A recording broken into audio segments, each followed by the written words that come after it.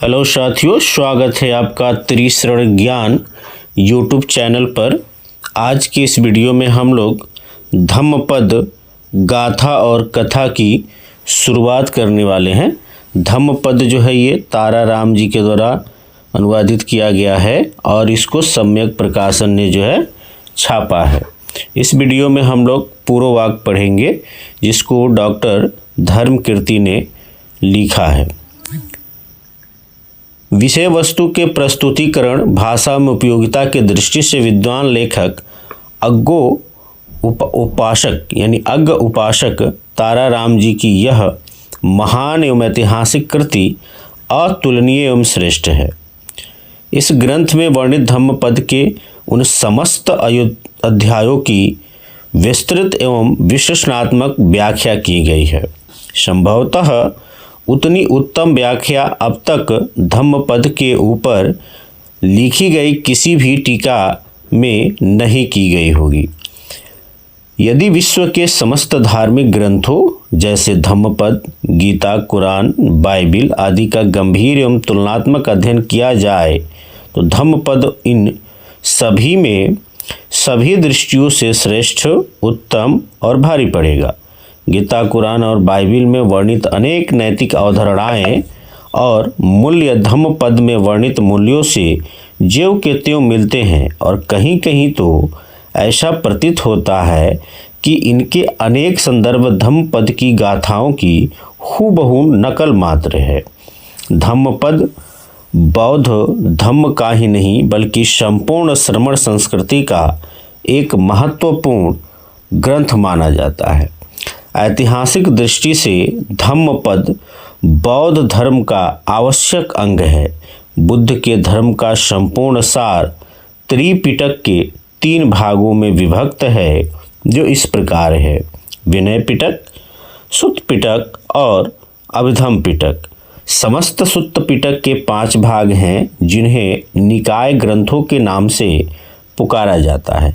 ये निकाय ग्रंथ इस प्रकार हैं: दिग्घ निकाय, मध्यम निकाय, संयुक्त निकाय, अंगुत्तर निकाय और खुद्दक निकाय। खुद्दक निकाय के 15 ग्रंथ आते हैं जिनमें धम्मपद का स्थान क्रम संख्या 2 पर आता है।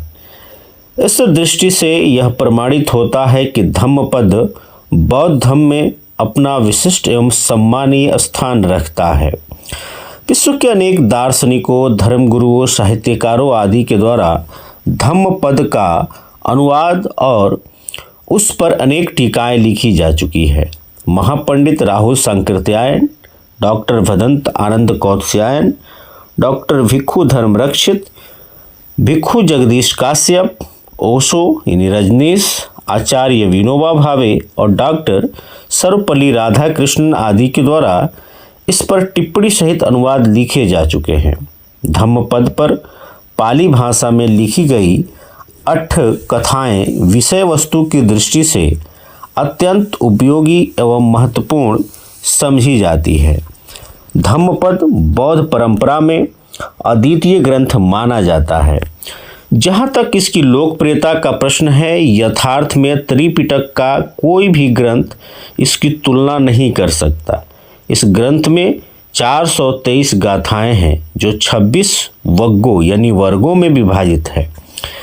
इस ग्रंथ की कुछ गाथाएं त्रिपिटक में यत्र तत्र बिखरी पड़ी हैं। अन्य शब्दों में यह भी कहा जा सकता है कि संपूर्ण त्रिपिटक विशेषकर सुत्त पिटक के संपूर्ण खंडों से कुछ गाथाओं का संकलन भी इसमें है। लेकिन यह नहीं भूल जाना चाहिए कि इसकी अधिकांश गाथाएं अपनी है जो विशेष अवसरों पर भगवान बुद्ध के द्वारा कहलवाई गई हैं। सबसे पहले धम्मपद का जन्म पाली एवं प्राकृत भाषाओं में हुआ था।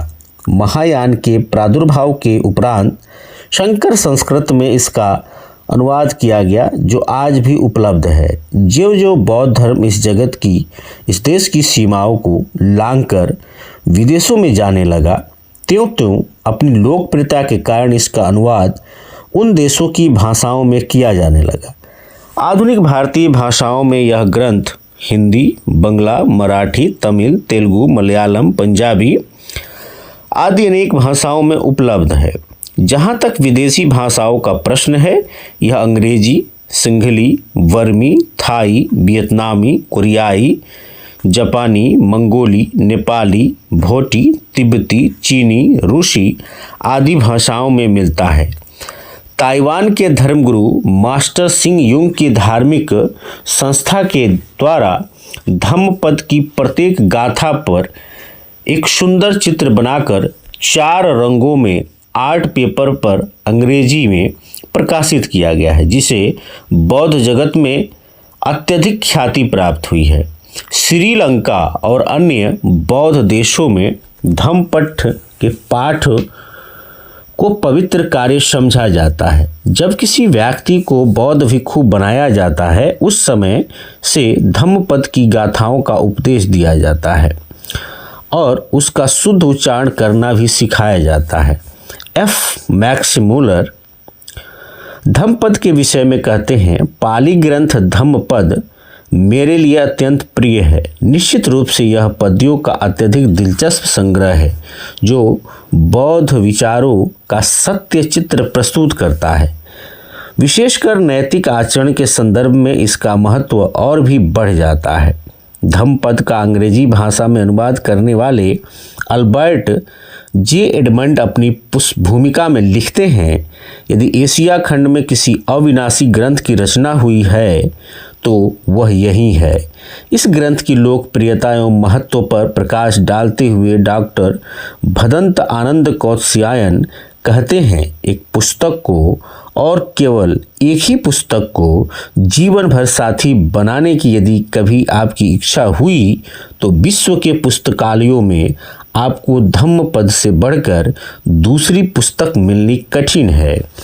इस ग्रंथ के बारे में पुनः डॉक्टर भदंत आनंद कौत्स्यायन कहते हैं, धम्मपद ने अनेक विचारकों के मन में चिंतन की आग जलाई है। इन्हीं से अनुप्रमाणित होकर अनेक चीनी यात्री मंगोलिया के भयानक कांतार और हिमालय की अलघ्य चोटियों को लांघकर भगवान बुद्ध के चरणों में श्रद्धा सुमन अर्पित करने भारत भूमि में दर्शनार्थ खींचे चले आए। इन्हीं को सम्राट अशोक ने, जिन्होंने प्राण दंड का निषेध किया, गुलामी की प्रथा को कम किया, मनुष्यों और पशुओं के लिए अस्पताल खोले, शिलालेखों पर अंकित कराया। इस कथन से यह स्पष्ट निष्कर्ष प्राप्त किया जा सकता है कि विश्व में धम्मपद का श्रेष्ठ स्थान है। सामान्य पाठकों, जिज्ञासु और शोधकर्ताओं को धम्मपद का शाब्दिक अर्थ जानना आवश्यक है। धम्मपद एक संख्यावाचक पद समूह है।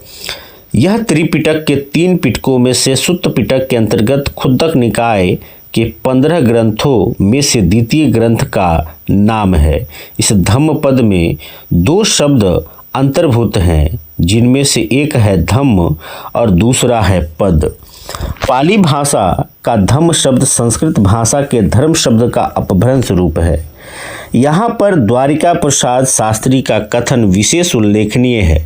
वह कहते हैं, यद्यपि बौद्ध एवं आर्य साहित्य में धर्म के अनेक अर्थ किए गए हैं, परंतु यहाँ इसका सरल परंतु सर्वसम्मत अर्थ सदाचार यानी सज्जनों के पालनीय एवं नित्य करणीय कर्तव्य ही समझना चाहिए।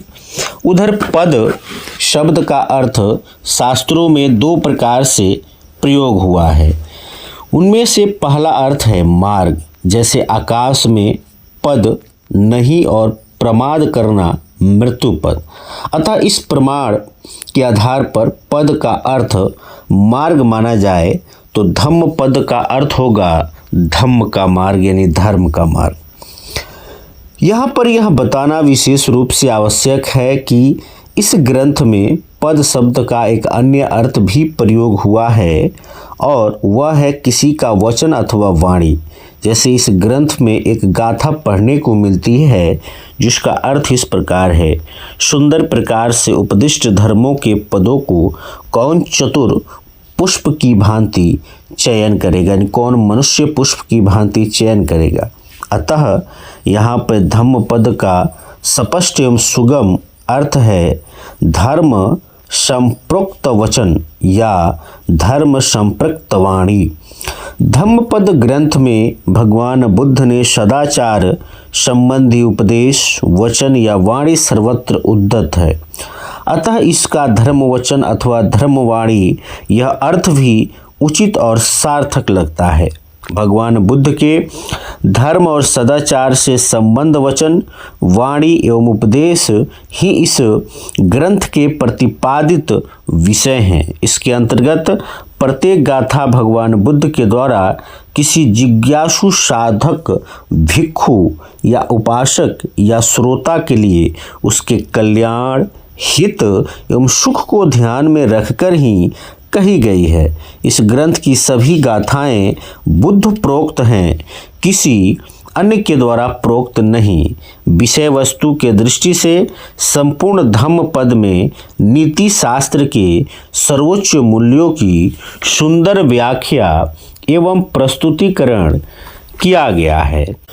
वैसे तो इन ग्रंथों में अनेक मूल्यों का वर्णन मिलता है, लेकिन उन सभी मूल्यों का मूलाधार प्रज्ञा, शील, मैत्री और करुणा है।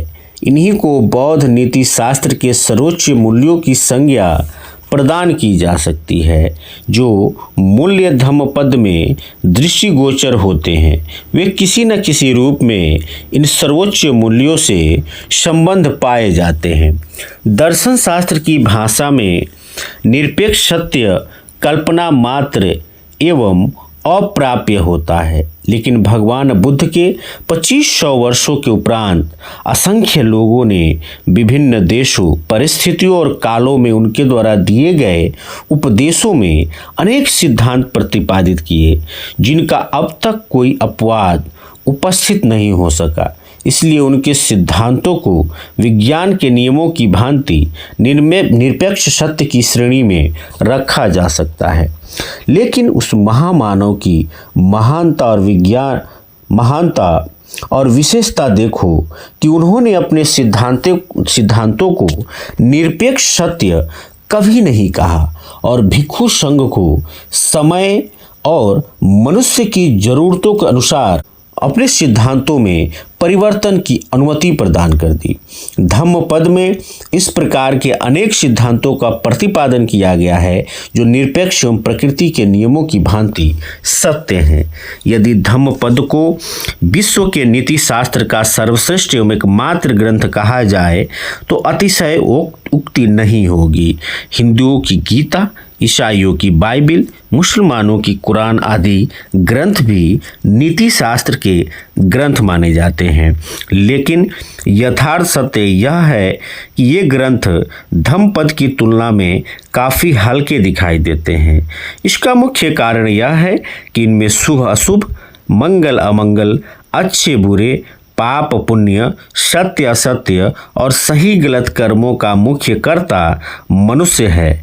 फिर भी वह गॉड, ईश्वर, अल्लाह एवं खुदा के हाथों की कठपुतली मात्र बनकर रह जाता है। दूसरे शब्दों में कर्ता की स्थिति की अपेक्षा गॉड, ईश्वर, अल्लाह एवं खुदा की स्थिति एवं स्थान मूल हो जाता है और मनुष्य का स्थान गौण। यथार्थ में तर्कशास्त्र की दृष्टि से कर्ता यानी मनुष्य का गौण और ईश्वर आदि को मौलिक स्थान प्रदान करना नीति शास्त्र के ऊपर कुठाराघात करना है।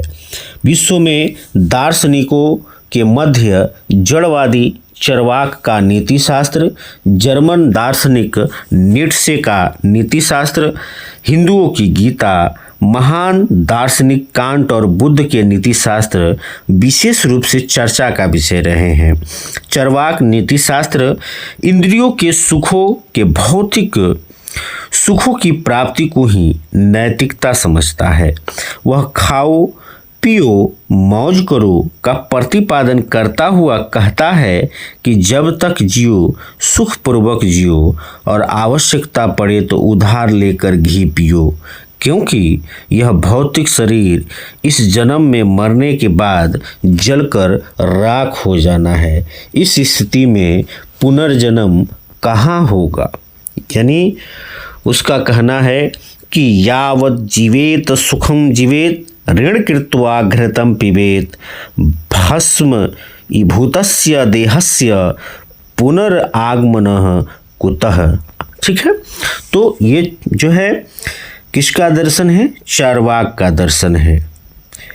इस दर्शन को लेकर यह जो सिद्धांत है, यह सिद्धांत सुनने में अच्छा लग सकता है, लेकिन बुद्धिजीवी और दार्शनिकों ने इसे एक मत से नकार दिया और इसकी कटु आलोचना हुई है। इसका कारण यह है कि इस सिद्धांत को मानने वाला मनुष्य नीरा पशु बनकर रह जाता है, जो मात्र इंद्रियों की संतुष्टि और भौतिक सुखों के लिए जीवित रहना चाहता है।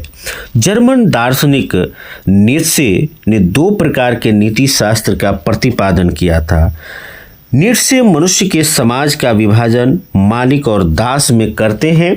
इसी के अनुसार यह नीति शास्त्र भी 2 भागों में अर्थात मालिक का नीति शास्त्र मास्टर एथिक्स और दास का नीति शास्त्र स्लेव एथिक्स में विभाजित कर देते हैं। मालिक के नीति शास्त्र के अनुसार मालिक को मानसिक एवं भौतिक दृष्टि से शक्तिशाली होना चाहिए, जिसमें सुपरमैन का पदार्पण हो सके। इसके लिए मालिक दास का जितना शोषण उत्पीड़न अत्याचार और अन्याय कर सकता है करना चाहिए। मालिक के लिए यही नैतिक एवं शुभ कर्म है। इसके विपरीत दास का नैतिक कर्तव्य है कि मालिक की अत्यधिक सेवा करना और मालिक उस पर जितना शोषण उत्पीड़न अन्याय अत्याचार करता है उसे सहर्ष स्वीकार करना।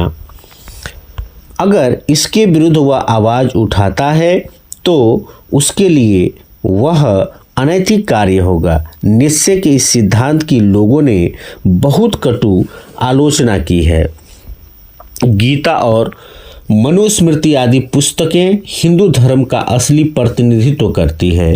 हिंदू दार्शनिकों के अनुसार 4 वर्णों के अनुसार नीति शास्त्र 4 प्रकार के होते हैं, जो इस प्रकार हैं: ब्राह्मणों का नीति शास्त्र, क्षत्रियों का नीति शास्त्र, वैश्यों का नीति शास्त्र और शूद्रों का नीति शास्त्र। ब्राह्मण नीति शास्त्र के अनुसार ब्राह्मण का शुभ कर्म वेद का पठन पाठन, यज्ञ करना कराना और दान लेना होना चाहिए। ब्राह्मण जो कुछ भी करता है वह सब शुभ होता है, क्योंकि पृथ्वी पर उसका स्थान सर्वोच्च होता है।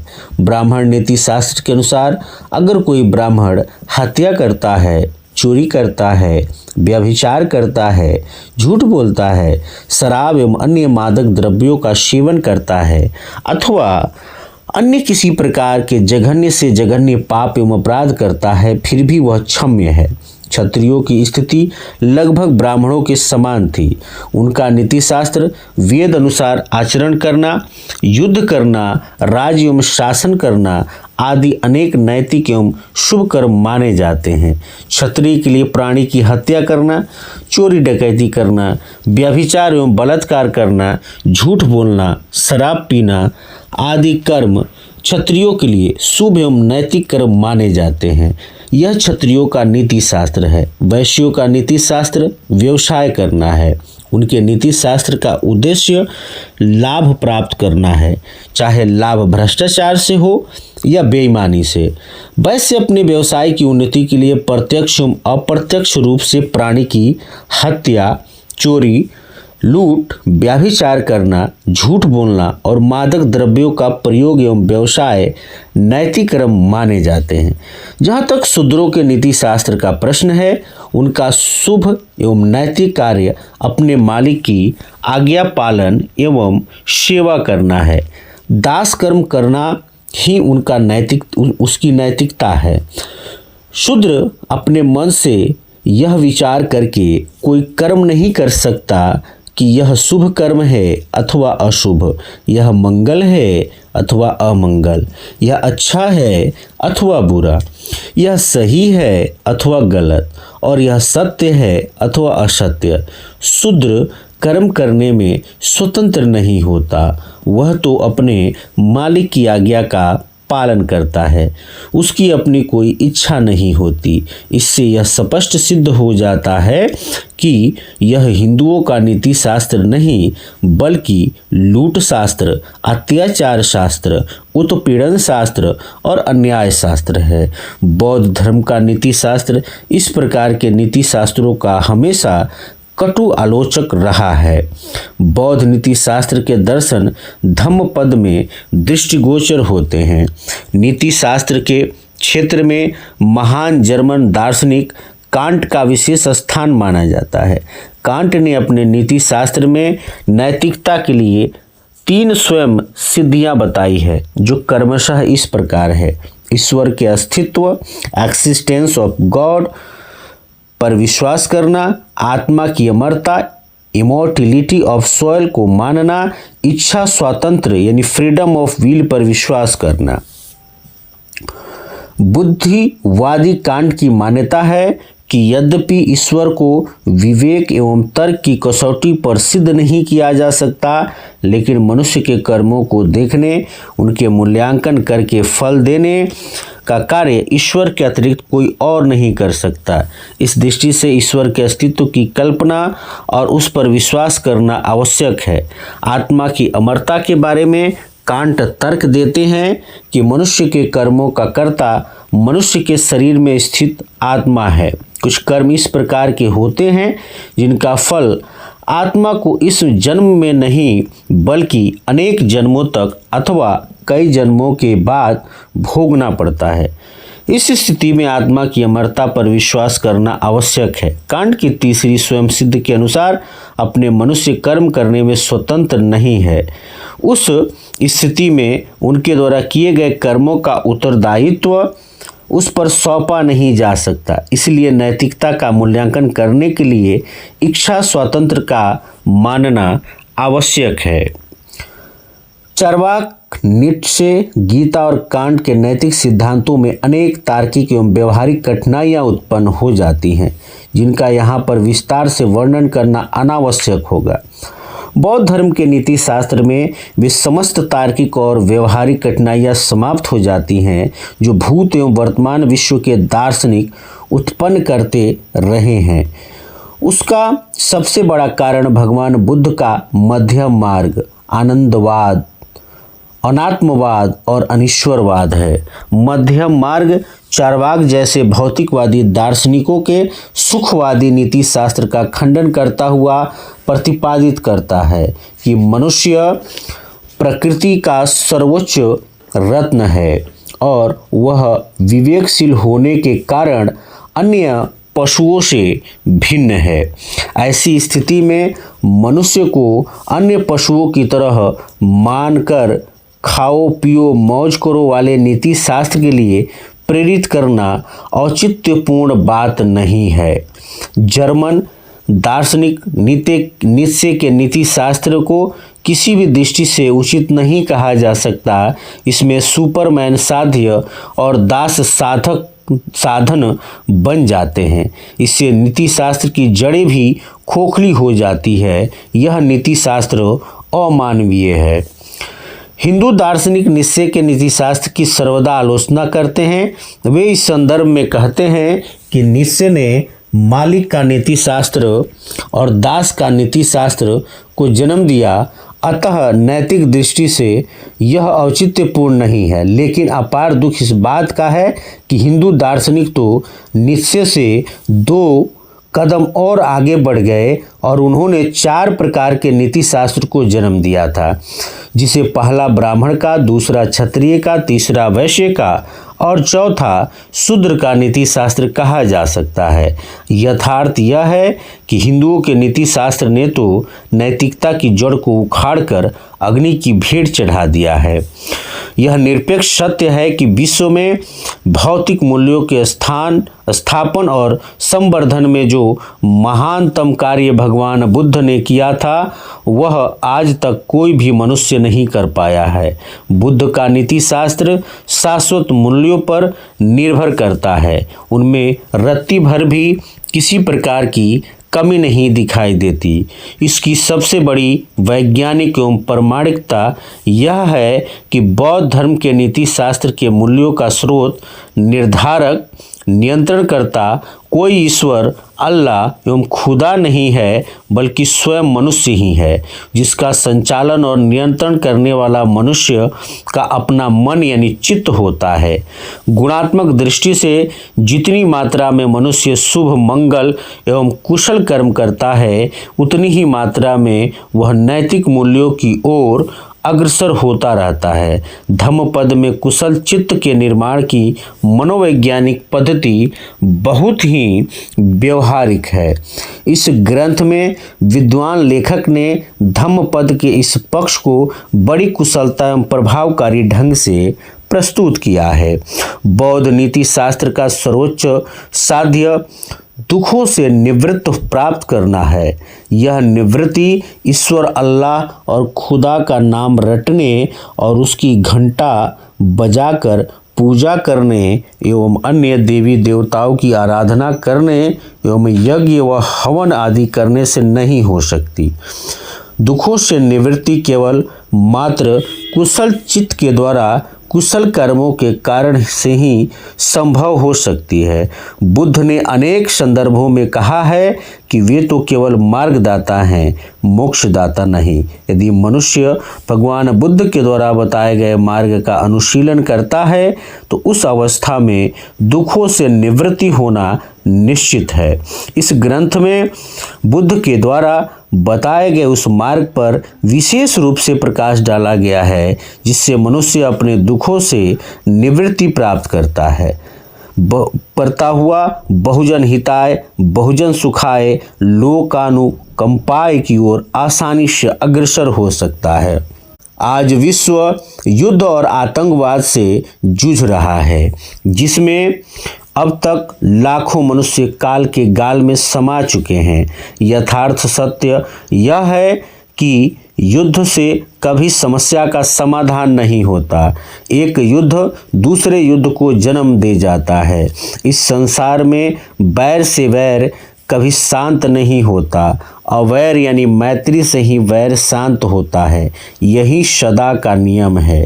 न ही वेरेन वेरानी सम्मन तित्थ कुदांचन अवरेण च सम्मन्ति एष धम्मो सनातनो। अनाड़ी लोग इसका ख्याल नहीं करते कि हम इस संसार से में नहीं रहेंगे। जो इसका ख्याल रखते हैं उनके सारे कलह शांत हो जाते हैं। परे चौन विजानन्ति मयमेत्थम यमामशे ये च तत्थम विजानन्ति ततो सम्मन्ति मेघधा। बुद्ध के इन दो कथनों का अनुशीलन किया जाए तो विश्व शांति की स्थापना और आतंकवाद से स्वतः ही छुटकारा प्राप्त किया जा सकता है। धम्मपद में प्रदत्त नीति शास्त्र के मुख्य आधार स्तंभ प्रज्ञा, शील, मैत्री और करुणा है। एक ओर कांट भावना से प्रेरित एवं वशीभूत किए गए समस्त कर्मों को अनैतिक कहते हैं, तो दूसरी ओर कर्तव्य से प्रेरित कर्म को सर्वदा नैतिक बताते हैं। लेकिन बुद्ध इन दोनों ही मार्गों से बचकर भावना एवं कर्तव्य और इन दोनों के मध्य सुंदर एवं व्यवहारिक समन्वय स्थापित करते हुए अपने सिद्धांत का प्रतिपादन करते हैं।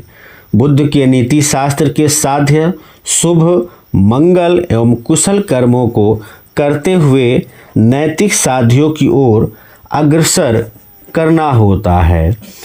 चाहे मनुष्य के शुभ, मंगल एवं कुशल कर्मों के प्रेरणा स्रोत भावनाएं हो अथवा कर्तव्य अथवा दोनों का मिला जुला रूप। कर्म केवल शुभ, मंगल एवं कुशल होने चाहिए। बुद्ध ने यह सत्य इसलिए स्वीकार किया कि भावना और कर्तव्य मनुष्य के मन के ही उत्पाद होते हैं। उदाहरण के लिए बौद्ध नीति शास्त्र के सर्वोच्च मूल्य जैसे प्रज्ञा, शील, मैत्री, करुणा और इसके आसपास देखे जाने वाले मूल्य मन को ही आवश्यक उत्पाद होते हैं। धम्मपद में भावनाओं और कर्तव्य का सुंदर एवं विलक्षण समन्वय किया गया है। यह धम्मपद के मूल्यों की विशेषता है।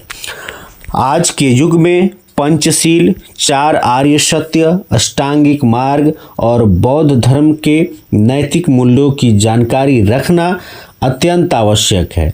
विद्वान लेखक अज्ञ उपासक ताराराम जी ने धम्मपद में प्रदत्त इन पहलुओं की सुंदर और सरल भाषा में विवेचनात्मक व्याख्या की है, जो सामान्य पाठकों और जिज्ञासुओं के लिए अत्यंत बोधगम्य है। आज के भौतिकवादी युग में अधिकांश लोग विज्ञान की प्रगति और नीति शास्त्र की अवधारणाओं व नैतिक मूल्यों में विरोधाभास समझते हैं। यथार्थ में यह उनका भ्रम है। यदि प्रज्ञापूर्ण एवं तीक्ष्ण दृष्टि से अवलोकन किया जाए तो विज्ञान की प्रगति और नीति शास्त्र के मूल्यों में किसी भी प्रकार का विरोध नहीं है, बल्कि धम्मपद में प्रदत्त मूल्यों के अनुशीलन से वे एक दूसरे के पूरक हो सकते हैं।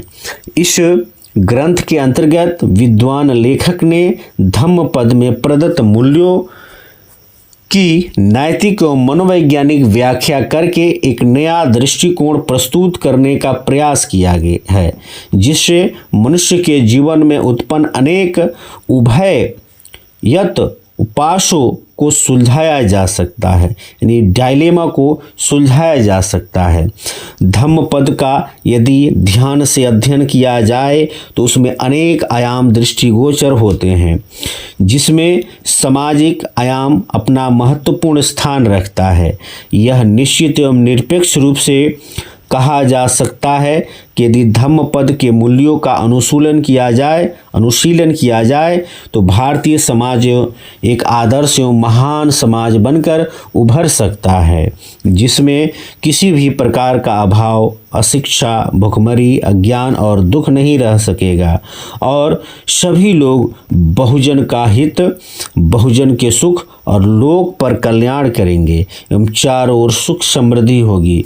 विद्वान लेखक ने अपने इस महत्वपूर्ण ग्रंथ में इस पहलू को भली प्रकार से उजागर करने का प्रयास किया है, जो भारतीयों के लिए अत्यंत उपयोगी सिद्ध होगा। मेरी राय में अब तक धम्मपद के ऊपर लिखे गए ग्रंथों में इस कृति को श्रेष्ठ एवं उत्तम माना जा सकता है। जहाँ तक इसकी उपयोगिता का प्रश्न है, यह सामान्य पाठकों, जिज्ञासुओं, शोधकर्ताओं आदि के लिए अत्यंत उपयोगी ग्रंथ है। मैं इस महान कृति के लिए विद्वान लेखक अज्ञ उपासक ताराराम जी को इस आशा के साथ साधुवाद देता हूँ कि वे इस प्रकार के महत्वपूर्ण ग्रंथ लिखकर अपनी लेखनी को चलाए यज्ञ रखेंगे। महान उपासक शांति स्वरूप बौद्ध जी ने बौद्ध धर्म, दर्शन और अम्बेडकरी साहित्य प्रकाशित करके महानतम उपलब्धियां प्राप्त की हैं। इस ग्रंथ का प्रकाशन करके बौद्ध जी ने अपने ही कीर्तिमान में एक और महान कड़ी जोड़ दी है। ग्रंथ का प्रकाशन अति उत्तम एवं श्रेष्ठ है। इस पुस्तक में उत्कृष्ट व सुंदर चित्रों का समावेश करके एक सराहनीय कार्य किया गया है। इसके लिए मैं महाउपासक शांति स्वरूप बौद्ध और उनके सम्यक प्रकाशन परिवार को साधुवाद देता हूँ। भवतु शब्द मंगलम।